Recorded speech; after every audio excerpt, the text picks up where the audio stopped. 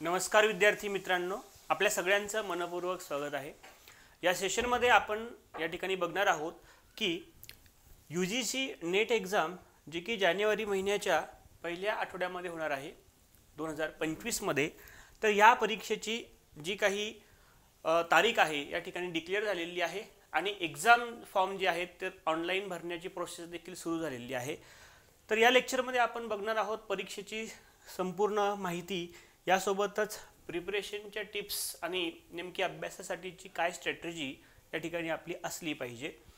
तर या ठिकाणी नोटीस आपण बघू शकता। NTA ही जी की नॅशनल टेस्टिंग एजन्सी आहे, या एजन्सीच्या माध्यमातून UGC नेट ही परीक्षा घेतली जाते आणि ही एक ऑटोनॉमस ऑर्गनायझेशन आहे, department of higher education, ministry of education, government of इंडियाच्या अंडर। तर 19 नोव्हेंबर 2024 रोजी म्हणजेच रिसेंटलीच ही या ठिकाणी पब्लिक नोटीस आलेली आहे आणि ज्यामध्ये आपल्याला सांगितलेलं आहे की opening of the online portal for submission of online application form for UGC net December 2024। तर या ठिकाणी लक्षात घ्या की वर्षभरामध्ये सामान्यपणे जून आणि डिसेंबर ह्या 2 महिन्यांमध्ये ही नेट परीक्षा घेतली जाते। तर आता ही जी परीक्षा आहे डिसेंबर 2024 साठीची असणार आहे, ज्याचं आयोजन जानेवारीच्या पहिल्या आठवड्यामध्ये होणार आहे। तर बघा, NTA has been interested by the UGC grant commission with the task of conducting UGC NET which is a test to determine the eligibility of Indian nationals for. तर ही परीक्षा नेमकी कशासाठी आहे? पहिला महत्त्वाचा मुद्दा म्हणजे एक award of junior research fellowship and appointment of assistant professor. तर आपल्याला सिनियर कॉलेजला या ठिकाणी जर ॲज अ लेक्चरर किंवा असिस्टंट प्रोफेसर म्हणून जॉईन व्हायचं असेल तर त्याच्यासाठीची ही एक महत्त्वाची एलिजिबिलिटी टेस्ट आहे। तर JRF आपल्याला या ठिकाणी अवॉर्ड होऊ शकते, यासोबतच आपण असिस्टंट प्रोफेसर या पदासाठी सुद्धा एलिजिबल होऊ शकतो। किंवा दुसरा आहे appointment as assistant professor and admission to PhD। तर असिस्टंट प्रोफेसर यासोबतच जर आपल्याला या ठिकाणी जर PhD करायची असेल तर पेट एक्झाम म्हणजे PhD एंट्रन्स टेस्ट त्या ठिकाणी संबंधित विद्यापीठाकडून आयोजित केली जाते। मात्र आता UGCने या ठिकाणी नोटिफिकेशन आणलेलं आहे आणि ज्यामध्ये सांगितलेलं आहे की जर PhD साठी एलिजिबल व्हायचं असेल तर आपल्याला अगोदर जी काही एंट्रन्स द्यावी लागत होती, आता त्याच्याऐवजी नेट परीक्षा द्यायची आहे आणि याच्यामध्ये ॲडमिशन टू PhD याच्यासाठी सुद्धा आपण एलिजिबल ठरतो। आणि तिसरं म्हणजे काय, ॲडमिशन टू PhD ओनली। तर 3 कॅटेगरीमध्ये या ठिकाणी हा रिझल्ट असणार आहे किंवा या 3 कॅटेगरीसाठी ही परीक्षा होणार आहे आणि या माध्यमातून युनिव्हर्सिटी किंवा जे काही कॉलेजेस आहेत तर या माध्यमातून आपण या ठिकाणी काय करू शकतो, तर ॲज अ असिस्टंट प्रोफेसर म्हणून त्या ठिकाणी काम करू शकतो किंवा आपलं रिसर्च जे आहे PhDच्या माध्यमातून करू शकतो। त्याच्यानंतर या ठिकाणी इलिजिबिलिटी क्रायटेरिया दिलेला आहे। इलिजिबिलिटी काय असली पाहिजे तर लक्षात घ्या, ही परीक्षा देण्यासाठी आपल्याला PG असणं गरजेचं आहे किंवा तुम्ही पोस्ट ग्रॅज्युएशनच्या शेवटच्या वर्षाला असणं अपेक्षित आहे, ज्यामध्ये तुम्हाला जर तुमचं या ठिकाणी पासआउट असाल तर मिनिमम 55% तुमचं ॲग्रिगेट त्या ठिकाणी PGला असणं गरजेचं आहे। आणि ज्या विषयामध्ये आपण या ठिकाणी PG म्हणजेच मास्टर डिग्री करतो त्याच विषयामध्ये आपल्याला ही नेट परीक्षा त्या ठिकाणी देता येते किंवा सेट परीक्षासुद्धा देता येते। आणि जे काही रिझर्व कॅटेगरी आहे तर त्यांच्यासाठी काय सांगितलेलं आहे तर 50% मार्क्स जे आहेत ते 50% मार्क्स त्या ठिकाणी अपेक्षित आहे। यासोबतच जे विद्यार्थी मास्टर डिग्रीच्या शेवटच्या वर्षाला आहेत ते विद्यार्थीसुद्धा ही परीक्षा देऊ शकतात ॲपियर म्हणून। पुढे बघा, आता ह्या परीक्षेच्या संदर्भात आपल्याला जे नोटिफिकेशन आलेलं आहे त्या संदर्भात महत्त्वाच्या तारखा आपण बघूयात। तर UGC नेट डिसेंबर 2024 साठीची परीक्षा ही असणार आहे आणि ज्यामध्ये ऑनलाईन अर्ज भरण्याची प्रक्रिया सुरू झालेली आहे 19 नोव्हेंबर 2024 पासून तर 10 डिसेंबर 2024 पर्यंत या ठिकाणी आपल्याला ही मुदत देण्यात आलेली आहे। ओके, त्याच्यानंतर तुम्ही हे बघू शकता की 11 डिसेंबर 2024 पर्यंत त्या ठिकाणी तुम्ही काय करायचं आहे तर एक्झामिनेशन फीस जी आहे ती एक्झामिनेशन फी सुद्धा ऑनलाइन पे करायची आहे। आणि 12 डिसेंबर 2024 ते 13 डिसेंबर 2024 या दरम्यान जर तुम्हाला तुमच्या ऑनलाईन भरलेल्या फॉर्ममध्ये काही करेक्शन करायचं असेल तर ते सुद्धा तुम्ही त्या ठिकाणी करू शकता. यासोबतच ही जी काही परीक्षा आहे ही परीक्षा वेगवेगळ्या परीक्षा केंद्रावर होणार आहे. जसं की जिथे परीक्षा ही CBT मोड आहे म्हणजे कम्प्युटर बेस्ड टेस्ट असल्यामुळे त्या ठिकाणी डिजिटल आयॉन झोन असतील त्या ठिकाणी ही परीक्षा होत असते साधारणतः. ओके, तर हे तुम्हाला ॲडमिट कार्ड म्हणजे हॉल तिकीट आल्यानंतर सविस्तर माहिती त्या ठिकाणी असणार आहे. परीक्षेची तारीख कधी आहे तर 1 जानेवारी 2025 ते 19 जानेवारी 2025. तर या आठवड्यामध्ये ही परीक्षा या वेगवेगळ्या शिफ्टमध्ये असणार आहे. ठीक आहे, वेगवेगळ्या शिफ्टमध्ये ही परीक्षा असणार आहे जानेवारीमध्ये. त्याच्यानंतर तुमचे जे काही सेंटर असणार, डेट असेल किंवा शिफ्ट असेल तर ते तुम्हाला कळवल्या जाणार आहे. ओके, कशाच्या माध्यमातून तर तुमचं जे काही हॉल तिकीट आहे त्या माध्यमातून ते कळवलं जाणार आहे. त्याच्यानंतर तुमचं जे काही रिस्पॉन्स शीट आहे ती रिस्पॉन्स शीटसुद्धा तुम्हाला मिळते आणि आन्सर की सुद्धा त्या ठिकाणी मिळते. वेबसाईट दिलेली आहे. ऑनलाईन अर्ज भरण्यासाठी आपण वेबसाईटला जायचं आहे. ugcnet.nta.ac.in ही वेबसाईट आहे. ॲप्लिकेशन फीज जर तुम्ही या ठिकाणी बघाल तर जनरल कॅटेगरीसाठी ॲप्लिकेशन फीज आहे 1150 रुपये. त्याच्यानंतर EWS OBC आणि जे नॉन क्रिमिनल असतील यांच्यासाठी 600 रुपये आहे. SC ST PWD आणि थर्ड जेंडर यांच्यासाठी 325 रुपये एवढी एक्झामिनेशनची फीज आहे. पुढे आपण या ठिकाणी बघू शकता की आपल्याला महत्त्वाचे इन्स्ट्रक्शन दिलेले आहे. ऑनलाईन मोड या ठिकाणी परीक्षेचा असणार आहे.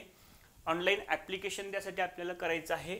संबंधित वेबसाईट त्या ठिकाणी तुम्हाला दिलेली आहे. ओके, त्याच्यानंतर पुढे बघा, या ठिकाणी आपण बघितलं ही परीक्षा प्रामुख्याने 3 कॅटेगरीसाठी होणार आहे. पहिलं म्हणजे काय, कशासाठी क्वालिफाईड होणार आहे आपण एकूण 3 कॅटेगरी आहे. कॅटेगरी 1 आहे award of JRF and appointment of assistant professor. Okay, JRF या ठिकाणी तुम्हाला मिळू शकते आणि याच्यासोबतच तुम्ही असिस्टंट प्रोफेसरसाठी सुद्धा इलिजिबल ठरू शकता. ठीक आहे, तर इलिजिबल कशासाठी ठरू शकता तुम्ही, जर JRF आणि असिस्टंट प्रोफेसर JRF जर तुम्हाला मिळालं तर तुम्ही JRF म्हणजेच तुम्हाला त्या ठिकाणी रिसर्च करण्यासाठी किंवा PhD करण्यासाठी मंथली काय मिळणार आहे, स्कॉलरशिप मिळणार आहे. साधारणतः 35 ते 40 हजार रुपये पर मंथ त्या ठिकाणी तुम्हाला रिसर्च फेलोशिप मिळत असते. यासोबतच तुम्ही असिस्टंट प्रोफेसरसाठी सुद्धा इलिजिबल ठरता आणि याच रिझल्टच्या आधारे तुम्ही PhDला ॲडमिशन घेण्यासाठी सुद्धा इलिजिबल ठरता. दुसरी कॅटेगरी जी आहे रिझल्टची ती आहे कॅटेगरी 2, ज्यामध्ये सांगितलं आहे appointment of assistant professor and admission to PhD. म्हणजे याचा अर्थ असा होतो की JRF जर तुम्हाला पाहिजे असेल समजा तर ऑन एन ॲव्हरेज असं आपण म्हणूया की तुम्हाला 65% मिळाले पाहिजे JRF त्या ठिकाणी मिळण्यासाठी. म्हणजे 65% तुम्हाला जर या ठिकाणी मिळाले तर तुम्ही ऑटोमॅटिकच त्या ठिकाणी असिस्टंट प्रोफेसरसाठी सुद्धा इलिजिबल ठरता आणि PhDसाठी सुद्धा इलिजिबल ठरता. मात्र समजा याच्यापेक्षा कमी पर्सेंटेज तुम्हाला मिळाले, म्हणजे फॉर एक्झाम्पल 60% जर तुम्हाला मिळाले तर तुम्ही त्या ठिकाणी JRFसाठी इलिजिबल नाही ठरत, मात्र असिस्टंट प्रोफेसरसाठी इलिजिबल ठरता आणि ॲडमिशन टू PhDसाठी सुद्धा इलिजिबल ठरता. तर JRFसाठी इलिजिबल असणार आहे का तुम्ही फक्त या ठिकाणी नाही, मात्र असिस्टंट प्रोफेसरसाठी असणार आहात आणि PhDसाठी सुद्धा असणार आहात. तिसरी कॅटेगरी जी करण्यात आलेली आहे कॅटेगरी 3 ती म्हणजे ॲडमिशन टू PhD ओनली.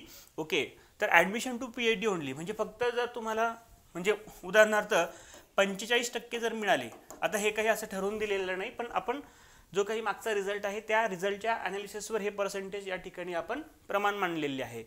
मग 45% जर तुम्हाला मिळाले तर तुम्ही त्या ठिकाणी कशासाठी इलिजिबल ठरता, ओनली PhD. मग JRF मिळेल का, नाही, त्याच्यासाठी तुम्हाला 65% प्लस मार्क पाहिजे. असिस्टंट प्रोफेसरसाठी इलिजिबल ठरणार का, नाही, कारण काय इथे मिनिमम तुम्हाला 60% मिळाले पाहिजेत. म्हणजे तुम्ही फक्त कशासाठी इलिजिबल ठरणार आहात तर PhD ॲडमिशन, म्हणजे PhD जर करायचे असेल तर त्याच्यासाठी जी काही एंट्रन्स टेस्ट आहे ती एंट्रन्स टेस्ट देण्याची गरज नाही. आता तुम्ही नेटच्या माध्यमातून PhD ॲडमिशन या ठिकाणी करू शकता. तर आय होप की या 3ही कॅटेगरी आपल्याला लक्षात आल्या असतील. पुढे जाऊयात, एज लिमिट आणि रिलॅक्सेशन. आता ही जी परीक्षा देण्यासाठी नेमकं एज लिमिट काय आहे तर ते आपण बघूयात. तर बघा, जे काही JRF आहे म्हणजे ज्युनियर रिसर्च फेलोशिप जी आहे ती मिळवण्यासाठी तुमचं वय हे 30 वर्षापेक्षा जास्त नसलं पाहिजे फॉर ओपन कॅटेगरी, ठीक आहे.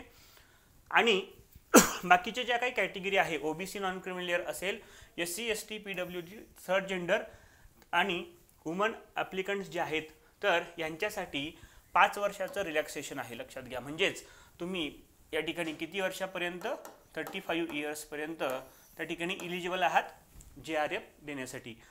आणि असे फक्त असिस्टंट प्रोफेसरसाठीच जर द्यायचं असेल तर त्या ठिकाणी नो अप्पर एज लिमिट, कसल्याही प्रकारचं वयोमर्यादा त्या ठिकाणी कोणत्याच कॅटेगरीला नाही आहे. ओके, म्हणजे कितीही वेळा तुम्ही त्या ठिकाणी देऊ शकता. अटेम्प्टची संख्या सुद्धा या ठिकाणी अनलिमिटेड आहे आणि नो अप्पर एज लिमिट हे सुद्धा आहे. ॲडमिशन टू PhD ओनली याच्यासाठी सुद्धा नो अप्पर एज लिमिट आहे. Okay, admission to PhD only. आणि दुसरी गोष्ट महत्त्वाची लक्षात ठेवायचं, जर आपण ॲडमिशन टू PhD ओनली फक्त हेच क्वालिफाय जर केलं तर याची जी काही व्हॅलिडिटी आहे ही फक्त 1 इयर इतकी असणार आहे, ठीक आहे. 1 इयर इतकी असणार आहे, म्हणजे विदिन अ इयर तुम्हाला त्या ठिकाणी PhDला ॲडमिशन घेता आली पाहिजे किंवा मिळाली पाहिजे. अन्यथा तुम्हाला परत पुढच्या वर्षी काय करावं लागेल, ही नेट परीक्षा ॲडमिशन टू PhDसाठी द्यावी लागेल, ठीक आहे. मात्र तसं JRF आणि असिस्टंट प्रोफेसर याची काही व्हॅलिडिटी मर्यादित नाही आहेत, म्हणजे ते अनलिमिटेड असणार आहे. ओके, पुढे जाऊयात. आता पॅटर्न ऑफ द एक्झामिनेशन काय आहे, तर 2 पेपर या ठिकाणी असणार आहेत. पहिला पेपर हा सगळ्या स्ट्रीमसाठी कॉमन असणार आहे. साधारणतः ही जी नेट परीक्षा आहे, ही नेट परीक्षा एकूण 85 विषयामध्ये घेतली जाते. देशभरामध्ये 85 सब्जेक्ट्स जे आहेत, उदाहरणार्थ कॉमर्स आहे, इकॉनॉमिक्स आहे, हिस्ट्री आहे, मॅनेजमेंट आहे, ओके, पॉलिटिकल सायन्स आहे, अशा पद्धतीची जवळपास 85 विषयामध्ये ही परीक्षा घेतली जाते. आणि परीक्षामध्ये आता 2 पेपर या ठिकाणी आपल्याला दिसतात. एक म्हणजे पेपर 1 जो की कंपल्सरी असणार आहे सगळ्या स्ट्रीमसाठी. मॅक्सिमम 100 मार्क्ससाठीचा हा पेपर असणार आहे आणि नंबर ऑफ क्वेश्चन आहे 50, म्हणजे 50 प्रश्न 100 मार्कांसाठी पेपर 1 मध्ये विचारण्यात येणार आहे. या पेपरचं नाव काय आहे, तर बघा, the questions in paper 1 intended to assess the teaching and research aptitude. तर प्रामुख्याने टीचिंग अँड रिसर्च ॲप्टिट्यूड यावर आधारित हा पेपर असणार आहे. It will primarily be design to test reasoning ability, म्हणजे याच्यासोबतच रिझनिंग ॲबिलिटी असणार आहे, कॉम्प्रिहेन्शन असणार आहे, डायव्हर्जंट थिंकिंग म्हणजे जसं की लॉजिकल रिझनिंग वगैरे, आणि जे काही जनरल अवेअरनेस आहे, environment related, higher education system, okay, computer knowledge, या संदर्भात प्रश्न या ठिकाणी विचारले जातात. ओके, त्याच्यानंतर दुसरा पेपर जो आहे हा आपल्या विषयाशी संबंधित असतो. याच्यामध्ये असतात 100 प्रश्न. प्रत्येक प्रश्न हा 2 मार्कांसाठी असतो. अशा पद्धतीने 200 मार्कांसाठीचा हा पेपर 2 आहे. So this paper is based on the subject selected by the candidate and will assess the domain knowledge. म्हणजे उदाहरणार्थ जर समजा आपलं PG म्हणजे पोस्ट ग्रॅज्युएशन किंवा मास्टर डिग्री ही कॉमर्स या विषयामध्ये झाली असेल तर आपल्याला कॉमर्स या विषयातून नीट देता येते, ठीक आहे. त्याच पद्धतीने समजा जर आपलं मराठी या विषयामध्ये MA झालं असेल तर मराठी या विषयातून नेट परीक्षा देता येते. परंतु हे सुद्धा लक्षात घ्यायचं आहे की नेट परीक्षा ही तुम्हाला एकाच विषयामध्ये त्या ठिकाणी द्यावी लागेल. म्हणजे एखाद्या विद्यार्थ्याचं PG हे एकापेक्षा जास्त विषयामध्ये झाले असेल तर त्यानं ते हे डिसाईड करायचं आहे की यावर्षी मला कोणत्या विषयातून नेट द्यायची आहे, पुढच्या वर्षी कोणत्या विषयातून द्यायची आहे. म्हणजे अशा पद्धतीने एकाच वेळी 2 वेगवेगळ्या एकापेक्षा जास्त नेट परीक्षेसाठी तो इलिजिबल त्या ठिकाणी नाही आहे. ओके, तर या दोन्ही पेपर मिळून एकूण जो काही आपल्याला कालावधी देण्यात आलेला आहे तो आहे मित्रांनो 3 तास, ठीक आहे. म्हणजे साधारणतः पेपर 1 साठी हा 1 तास तुम्ही लक्षात घ्या. पेपर 1 साठी 1 तास आणि पेपर 2 साठी 2 तास, अशा पद्धतीने तुम्ही याचं डिवायडेशन करू शकता. आणि ह्या दोन्ही पेपरमध्ये कसल्याही प्रकारचा ब्रेक नाही आहे, विदाऊट एनी ब्रेक. तर त्याचे 2 सेक्शन आहे, पेपर 1, पेपर 2 ऑनलाईन परीक्षा आहे, ठीक आहे. आणि ऑल क्वेश्चन्स आर कंपल्सरी, सगळे क्वेश्चन्स कसे आहेत, कंपल्सरी आहे. आणि दुसरी गोष्ट महत्त्वाची म्हणजे निगेटिव्ह मार्किंग या ठिकाणी नाही आहे, ठीक आहे, निगेटिव्ह मार्किंग नाही. तर हा एक चांगला एक फायदा आपल्याला याचा सांगता येईल. पुढे बघा, paper 1 general paper on teaching and research aptitude. तर याच्यामध्ये आपल्याला एकूण 10 विषयांचा अभ्यास करायचा आहे, ज्यामध्ये आपण या ठिकाणी बघू शकता. बघा, टीचिंग ॲप्टिट्यूड आहे, research aptitude, comprehension, communication, mathematical reasoning and aptitude, logical reasoning, data interpretation, ICT म्हणजे इन्फॉर्मेशन कम्युनिकेशन टेक्नॉलॉजी, त्याच्यानंतर पीपल डेव्हलपमेंट अँड एन्व्हायरमेंट, त्याच्यानंतर हायर एज्युकेशन सिस्टीम. तर अशा पद्धतीने ऑन अँड ॲव्हरेज प्रत्येक विषयावर 5 प्रश्न तुम्हाला या ठिकाणी विचारले जातात आणि 50 प्रश्न एकूण 100 मार्कांसाठी हा पेपर 1 असणार आहे. काही विषयांवर तुम्हाला प्रश्नांची संख्या कमी जास्त झाल्याचं सुद्धा पाहायला मिळू शकतं. उदाहरणार्थ टीचिंगवर कधी 6 प्रश्न विचारतात, रिसर्चवर कधी 7 विचारतात. ओके, तर असं या ठिकाणी होऊ शकतं. तर हे एक जनरल आयडिया आपल्याला यावी या दृष्टिकोनातून आपण हे बघू शकता. हा आहे पेपर 1चा काय विषय किंवा युनिट किंवा सब्जेक्ट नेम. याच्या अंतर्गतचा जो डिटेल सिलेबस आहे तो डिटेल सिलेबस आपण ऑलरेडी आपल्या ॲपवर सुद्धा टाकलेला आहे, टेलिग्राम चॅनलला सुद्धा टाकलेला आहे. तो तुम्हाला खाली डिस्क्रिप्शन बॉक्समध्ये मिळून जाईल. आता दुसरा पेपर या ठिकाणी कॉमर्स या विषयाच्या संदर्भात आपण बोलणार आहोत. ज्या विद्यार्थ्यांचं MCOM झालेलं आहे असे विद्यार्थी कॉमर्स या विषयाच्या अंतर्गत ही नेटची परीक्षा किंवा सेटची परीक्षा देऊ शकतात. तर UGC नेट एक्झाम जून 2024 मध्ये जी झाली होती, ऑफलाईन झाली होती जून 2024ची, परंतु आता ही आपली ऑनलाईन असणार आहे. कॉमर्स पेपरमध्ये एकूण कशा पद्धतीचे प्रश्न विचारले होते ते बघा. विषयाचं नाव आहे business environment, international business, accounting, auditing, business economics, business finance, business statistics, research methods, business management, त्याच्यानंतर आहे ह्युमन रिसोर्स मॅनेजमेंट, त्याच्यानंतर बँकिंग आणि फायनान्शियल इन्स्टिट्यूशन्स आहेत, मार्केटिंग मॅनेजमेंट आहे आणि लिगल ॲस्पेक्ट ऑफ बिझनेस आहे. ठीक आहे, हे आहे विषयाची नावं. त्याच्यानंतर income tax and corporate tax planning आहे. आणि याच्यासोबतच नेट परीक्षेमध्ये आपल्याला 2 पॅसेजेस सुद्धा त्या ठिकाणी विचारले जातात म्हणजे कॉम्प्रिहेन्शनसाठी. जसं की ह्या परीक्षेमध्ये जे काही पॅसेजेस विचारलेले होते, कॉर्पोरेट गव्हर्नन्स याच्यावर एक पॅसेज होता ज्याच्यावर आधारित 5 क्वेश्चन्स होते आणि CSR म्हणजे कॉर्पोरेट सोशल रिस्पॉन्सिबिलिटी याच्यावर आधारित सुद्धा त्या ठिकाणी पॅसेज होता आणि त्याच्यावर सुद्धा 5 प्रश्न विचारलेले होते. म्हणजे अशा पद्धतीने तुम्ही जर कोर विषय म्हटले तर 90 प्रश्न तुम्हाला त्या ठिकाणी त्या विषयाच्या सब्जेक्टच्या नॉलेजच्या संदर्भात विचारले जातात नेट परीक्षेमध्ये. आणि जे 10 प्रश्न असतात ते 10 प्रश्न या ठिकाणी तुमचं जे काही कॉम्प्रिहेन्शन आहे, आकलन जे आहे ते टेस्ट करण्यासाठी पॅसेजेस त्या ठिकाणी वेगवेगळ्या विषयाच्या आधारे दिलेले असतात. म्हणजे कॉमर्स रिलेटेड असेल, मार्केटिंगच्या रिलेटेड असेल, बँकिंगच्या रिलेटेड असेल, असे पॅसेजेस त्या ठिकाणी दिले जातात. आणि अशा पद्धतीनं आपल्याला हे 100 प्रश्न त्या ठिकाणी विचारले जातात 200 मार्कांसाठी. ओके, त्याच्यानंतर आता पुढे जाऊयात. तर कट ऑफ कशा पद्धतीने लागतो या परीक्षेचा तर ते सुद्धा आपण या ठिकाणी पाहणं गरजेचं आहे. ही परीक्षा पास होण्यासाठी किंवा JRF क्लिअर होण्यासाठी किंवा PhD क्लिअर होण्यासाठी किती मार्क्स त्या ठिकाणी पाहिजे. तर एक विषय आपण या ठिकाणी घेतलेला आहे, इकॉनॉमिक्स हा विषय एक उदाहरण म्हणून आपण घेतलेला आहे. या विषयाच्या माध्यमातून आपल्याला आपल्या विषयाचा एक अंदाज बांधता येईल. ओके, जर आपल्याला JRF मिळवायची असेल तर आता JRF जर मिळवायची असेल तर 300 मार्कांपैकी किती, ठीक आहे, अशा पद्धतीनं. तर 300 मार्कांपैकी इथे बघू शकता आपण की अनरिझर्व कॅटेगरीमध्ये 210, 300 पैकी 210 मार्क ज्याला मिळाले, किमान 210 त्याला JRF मिळालं, किंवा 198 असेल किंवा 200 असेल. Okay, OBC, EWS, SC, ST अशा पद्धतीनं. त्याच्यानंतर असिस्टंट प्रोफेसर जर इलिजिबल व्हायचं असेल तर 300 पैकी किती मार्क इथे बघा, 182, 160, 164, 148, 144.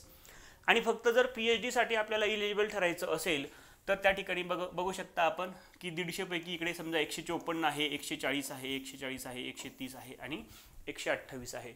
म्हणजेच पर्सेंटेजच्या भाषेमध्ये जर बोलायचं झालं तर आपल्याला त्या ठिकाणी JRF साठी पाहिजे आहेत मिनिमम 65% मार्क्स. ठीक आहे, त्याच्यानंतर असिस्टंट प्रोफेसरसाठी इलिजिबल जर व्हायचं असेल तर त्याच्यासाठी पाहिजे आपल्याला मिनिमम 60% मार्क. ठीक आहे, आणि जर PhD साठी इलिजिबल व्हायचं असेल, फक्त PhDला इलिजिबल व्हायचं असेल तर त्याच्यासाठीच आपल्याला पाहिजे म्हणजे साधारणतः एक 50% मार्क्स. ओके, 45 ते 50%. कॅटेगरीनुसार हे एक 4-5% कमी जास्त होऊ शकतं. म्हणजे एक आयडिया आपल्याला याच्या माध्यमातून येऊ शकते. तर हे लक्षात ठेवायचं, ज्यांचा स्कोअर लोएस्ट आहे म्हणजे 25 ते 50% साधारणतः तर ते PhDसाठी इलिजिबल ठरू शकतात, मात्र JRF आणि असिस्टंट प्रोफेसरसाठी इलिजिबल त्या ठिकाणी ते विद्यार्थी ठरणार नाही. तर अशा पद्धतीने एकूण जे काही कॅन्डिडेट बसतात परीक्षेला त्याच्यापैकी 6% विद्यार्थी त्या ठिकाणी पास होतात. तर आकडा जर बघितला आपण, साधारणतः मागच्या परीक्षेमध्ये जवळपास 11 लाख विद्यार्थ्यांनी फॉर्म भरलेला होता आणि त्यापैकी साधारणतः 6 ते 7 लाख विद्यार्थी प्रत्यक्ष परीक्षा देतात. प्रत्यक्ष परीक्षा 6 ते 7 लाख विद्यार्थी देतात आणि जे काही 6 ते 7 लाख विद्यार्थी परीक्षा देतात तर त्याच्या जवळपास 6% विद्यार्थी ही परीक्षा त्या ठिकाणी क्लिअर होत असतात. ओके, तर अशा पद्धतीनं आपण या ठिकाणी काय बघितलेलं आहे, कट ऑफ बघितलेला आहे. तर दुसरी एक महत्त्वाची गोष्ट आपल्याला या ठिकाणी सांगायची आहे ती म्हणजे आपण आपल्या ॲपवर या ठिकाणी UGC नेट सेट JRF आणि ॲडमिशन टू PhD यासाठी ऑनलाईन कोर्स आपण या ठिकाणी डिझाईन केलेला आहे. तर सब्जेक्ट आपण या ठिकाणी पेपर 1 तुमचा कव्हर करणार आहोत. यासोबतच कॉमर्स पेपर आहे, मॅनेजमेंट आहे, इकॉनॉमिक्स आहे. ओके, तर या माध्यमातून तुम्हाला व्हिडिओ लेक्चर्स मिळतील त्या विषयाचे. म्हणजे जवळपास समजा कॉमर्स विषयाचे जर बघितले आपण तर जवळपास 200+ व्हिडिओ लेक्चर्स प्रत्येकी साधारणतः पाऊण तास ते 1 तासाचे व्हिडिओ लेक्चर्स 200+ असणार आहेत. यामध्ये तुम्हाला सगळं स्टडी मटेरियल अवेलेबल असणार आहे.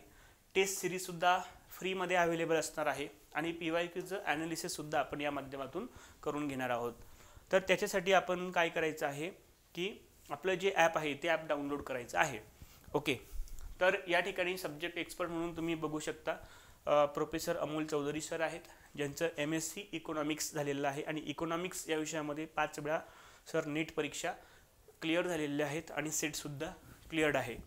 ओके, 10+ इयर्सचा एक्सपिरियन्स आहे. यासोबतच मी स्वतः प्रोफेसर प्रवीण कड आपल्याला या ठिकाणी शिकवणार आहे.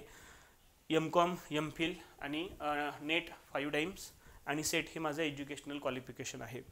जर आपल्याला बॅच जॉईन करायची असेल तर आपलं जे ॲप आहे ते ॲप तुम्ही नक्कीच डाउनलोड करा. प्रवीण कड क्लासेस हे आपल्या ॲपचं नाव आहे, जे की तुम्हाला अँड्रॉईड किंवा ॲपलवर सुद्धा डिव्हाइसवर सुद्धा अवेलेबल असणार आहे. सिम्पली आपण प्ले स्टोअरला जायचं आहे आणि प्रवीण कड क्लासेस हे ॲप तुम्ही सर्च करायचं आणि ते डाउनलोड करून तुमचं रजिस्ट्रेशन त्या ठिकाणी करायचं आहे. तर या ॲपमध्ये सेटनेट कोर्स त्या ठिकाणी अवेलेबल आहे. त्यामध्ये जाऊन तुम्ही त्या ठिकाणी ही बॅच परचेस करू शकता. काही अडचण असेल तर तुम्ही 8788167249 या नंबरवर कॉन्टॅक्ट करू शकता. ओके, आय होप की तुम्हाला आजचा हा व्हिडिओ आवडला असेल. काही शंका असतील तर नक्कीच तुम्ही कमेंट बॉक्समध्ये त्या ठिकाणी विचारू शकता. इथे आपण थांबूया. Thank you. Have a nice day.